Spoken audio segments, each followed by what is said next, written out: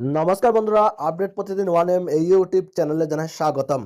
2024 সালের পূর্ণগ্রাস সূর্যগ্রহণ একটি বিরল জ্যোতির্বিদ্যার ঘটনা হতে চলেছে, যা আগামী 150 বছরের মধ্যে আর ঘটবে না। আগামী 8ই এপ্রিল দিনটি সংক্ষিপ্তভাবে রাতে পরিণত হবে। চাঁদ যখন সরাসরি পৃথিবী এবং সূর্যের মাঝখানে চলে যাবে, তার ছায়া ফেলে উত্তর আমেরিকার একাংশ জায়গা অন্ধকারে ঢেকে যাবে। যদিও পৃথিবীর কোথাও প্রতি 18 মাসে সূর্যগ্রহণ ঘটে, তবে সমগ্র তার পথটি তুলনামূলকভাবে সংকীর্ণ এবং যে কোনো নির্দিষ্ট স্থানে গড়ে প্রতি কয়েকশো বছরে একটি পূর্ণগ্রাস সূর্যগ্রহণ দেখা যায়। সমগ্রতা বলতে সূর্যগ্রহণের সময় সংক্ষিপ্ত সময়কে বোঝায়, যখন চাঁদ সম্পূর্ণরূপে সূর্যের চাকতিকে ঢেকে রাখে। শুধুমাত্র সূর্যের বাইরের বায়ুমণ্ডল, যা করোনা নামে পরিচিত, সেটা দৃশ্যমান থাকে।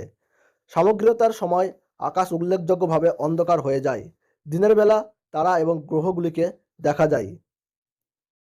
এই মহাকাশীয় ঘটনা শুধু কোনো সূর্যগ্রহণ নয়, এটি সামগ্রিকতার একটি বিরল বর্ধিত সময়কাল 7.5 মিনিট পর্যন্ত স্থায়ী হবে।